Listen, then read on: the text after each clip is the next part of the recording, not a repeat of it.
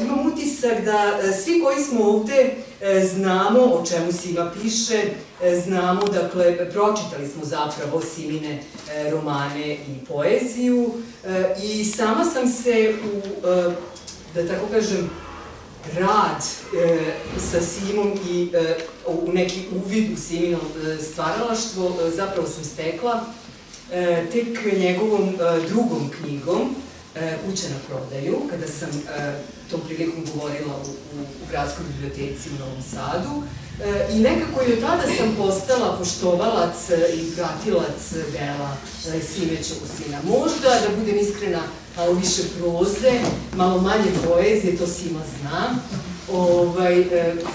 Mislim, kako da kažem, svako ima neke svoje afinitete i prosto, jer kod mene je takav slučaj.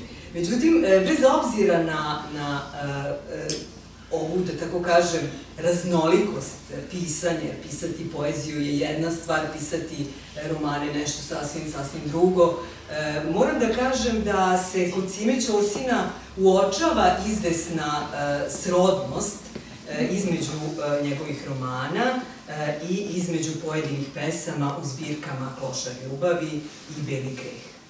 Pre svega, to je motiv puta, putovanja. Putovanja koje može biti stvarno, smešteno, dakle, u realnosti, što je češće u romanu, u poeziji inače ređe, mada Sima Ćosin i u svojim pesmama govori o nekim udaljenim destinacijama, ali, što je još mnogo važnije, jednog imaginarnog, da tako kažem, putovanja, koje se odvija unutar samog junaka, odnosno u poeziji unutar lirskog junaka.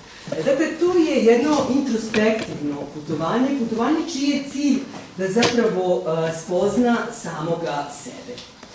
Koliko u prethodna dva romana, toliko posebno u trećem romanu, dakle Dušanov put, taj motiv upoznavanja samoga sebe i pronalaženja one idealne mere u kojoj se čovek zapravo najbolje osjeća i sa kojom se saživljava u okviru koja najbolje funkcioniše, jeste zapravo najviše izraženo upravo u ovom romanu. Kada govorimo o poeziji Sime Ćosina, treba istaći još jedan motiv, takođe prisutan i u njegovoj prozi, a to je motiv ljubavi. I za mene su nekako ova dva motiva središnja i dominantna. I gotovo da, čini mi se, nema pesme i nema poglavlja u romanu u kojima se ne govori bilo o ljubavi, bilo o, dakle, jednom putovanju, kao što sam već rekla, češće unutrašnjem. Zbirka Beli greh podeljena je u tri ciklusa. Nakon prvog ciklusa Moja lična jedinica mere, koji na neki način zapravo jeste ona refleksija koju je eksplicirala, da tako kažem, profesorka u svojoj recenziji, dakle, koji je najviše zamišljen, osmišljen kao jedno putovanje unutar samoga sebe, dosezanje nekih željenih daljina. Dakle, dok je prvi ciklus u znaku putovanja, druga dva ciklusa su gotovo više poslanice ljubavi i to se vidi po tome što su vrlo često ispevane u drugom licu, dakle u formi obraćanja voljenom biću. Dakle, mogli bismo da kažemo da je pesničko biće Sime Ćosina neprekidno u procesu traganja i u procesu izvesne pobunjenosti. I upravo ova dva stanja, odnosno ove dve radnje, doprinose mom utisku da je zapravo reč o izvesnom, kako bih rekla, neoromantizmu u poeziji Sime Ćosića. On zapravo nema potrebu da svet učini boljim mestom, ali on želi da se na izvestan način od toga sveta, spoljašnjeg sveta, distancira da zauzme određenu poziciju, često je to neka pozicija na određenoj visini, na određenoj, dakle, udaljenosti, i da sa te tačke zapravo posmatrate neke valjive obrise stvarnosti, da bude iznad, ali i izmešten od društva i svih onih normi koje društvo propisuje, koje društvo nameće, da bude usamljen, to je dakle njegova namera, njegova težnja, kako bi upravo sa te neke usamljene distance sagledao zapravo svoj život. U znaku osvrtanja na lične konflikte i konflikte sa višom silom jeste i pesma Bogohuljenje.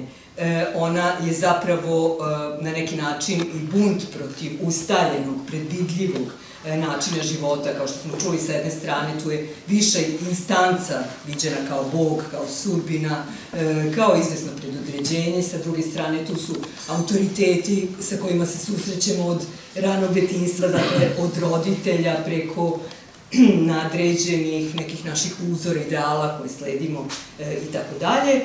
Uopšte, dakle, poezija Sime Ćosina promišlja taj moment svesnosti da naša volja preuzme kontrolu nad našim životom u onoj meri, naravno, u kojoj je to moguće.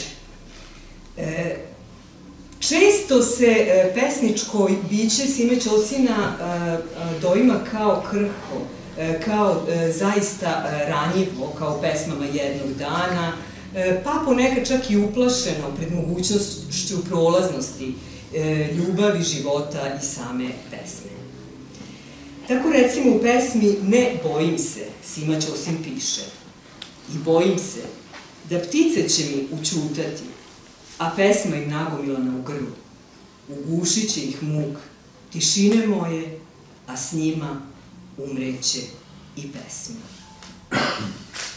Sa druge pak strane, ono što lirsko biće Sime Ćosina jača, to je upravo ljubav. To je upravo ta, rekla bih, emocija nad emocijama, čulna ljubav, s tim što u poeziji Sime Ćosina ona nije uvek čulna, nije uvek erotizovana, već bi se prije moglo govoriti, ukoliko mi dozvolite, eto sad malo slobodniju interpretaciju, o jednoj petrarkističkoj ljubavi, jednoj ljubavi koja ipak zadržava, kao što sam već rekla, i kod drugih motiva, dakle, zadržava izvesnu distancu, izvestan oprez sa koje se zapravo posmatra i voljeno biće. Tako će, recimo, pesnički subjekt zamoliti svoju dragu: nauči me da volim. Molim te, nauči me da volim, jer tebe volim samouko, pa me nauči kako da te volim, a da živ ostanem. Kada govorimo o ljubavnoj poeziji, svakako je važno pomenuti prozaide, odnosno one pesme u prozi o kojima sam dosta puta, razgovarajući sa Simom o njegovoj poeziji, na koje sam zapravo, da tako kažem, nastojala da Simu skrenem pažnju i nekako mi se činilo da su one jedan od dobitnih žanrova koje Sima treba što više da neguje. I upravo ovo pripovedanje koje nije lišeno emocija, koje jeste poput romantičarske poezije, ali isto tako koje u sebi zadržava i elemente naracije, dakle, elemente onoga najboljeg što podrazumevaju i poezija i proza. Zašto sam, dakle, pomenula romantizam u okviru poezije Sime Ćosina? Vidjet ćete da on barata velikim brojem metafora, stilskih formacija, od kojih su neke, da tako kažem, i dosta rabljene u srpskoj pa i u svetskoj poeziji. Sunce, mesec, zvezde, ako je u pitanju doba dana, to je vrlo često veče i noć. Ukoliko su u pitanju vremenske prilike, često se radi o vremenskim nepogodama, olujama, vetrovima, kišama i tako dalje. I sve te prirodne i nebeske pojave gotovo redovno prate raspoloženje lirskog subjekta. Ukoliko je vreme beznoćno, kako to pesnik kaže, i bezdano, u njemu se reflektuju usamljenost i bezizlaznost subjekta. I, dakle, ukoliko je draga daleko, onda će i sama priroda poprimiti jedan potpuno drugačiji oblik i gotovo se stopiti sa atmosferom u kojoj se nalazi samo lirsko ime. Međutim, dakle, kao što sam već rekla, ljubavna poezija Sime Ćosina je sva u znaku napora da se distanca koja je, dakle, uspostavljena na neki način prevaziđe, da se lirsko biće zapravo u idealnom smislu stopi sa svojom dragom. Ukoliko je harmonija narušena, dakle, lirsko ja pati. I postoji izvesna razdvojenost. Dakle, kao da se do te mere ono srodilo sa predmetom svoje žudnje, da ukoliko dolazi do njihovog razdvajanja, dolazi i do cepanja samog lirskog bića. Tako u pesmi i dalje čitamo. I dalje snovi moji sanjaju, a ja ih ko krivac gušim, da me ne dignu do neba ili pakla, sve jedno. I upravo u ovim stihovima vidimo konflikt svesnog i nesvesnog, jave i sna, potrebe da se voli po svaku cenu, ali i da se bude voljno. Dakle, postoje samo dve mogućnosti razrešenja, ili kraj ljubavi, koja vodi ka negaciji sopstva, to jest, kako bi pesnik rekao, ravno pakao, ili ostvarenje želja koje bi bilo kao neki put ka nebu, uzdignuće. Ukoliko bi se druga mogućnost ostvarila i subjekat se iznenada našao na stazi spokoja, ugrožena bi zapravo bila jedino poetika Sime Ćosina, jer tada bi zapravo poezija izgubila smisao, pošto pretpostavljam da ukoliko svi srećni ljubavni odnosi liče jedan na drugi, onda je o tome nekako i bespredmetno pisati i razmišljati. Dakle, pakao je u isti mah ovde i preteći, ali on i neophodan. On je onaj nemir koji zapravo navodi pesnika na neprestano lutanje i na neprestano pevanje.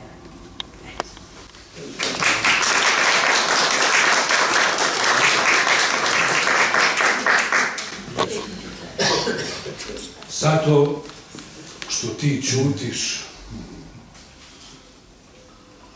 zato što ćutiš ti, ćute i gromovi i munje. Pa danima već pada nema i slepa kiša, bez podvika i bljeska, bez živosti i nestašluka, samo ćuti i pada, mrtva i mokra kiša, koju ni zemlja neće, pa ponižena u bajicama leži, mutna i nepoželjna, razlivena, čeka u blato da je unese. A samo da si se oglasila ti, zagrmele bi fanfare nebeske, dolazak tvoj da najave, zaiskrila bi svaka kap kiše i zablistala dugim bojama, oprala prljavo i žedno napojila, biserima listić i trepavicu ukrasila i semenku čarobnu natopila, ljubav da nikne i procveta, samo da se oglasiš ti, ali ti samo ćutiš, dok ja i bezbojna mutava kiša i dalje ruminjamo.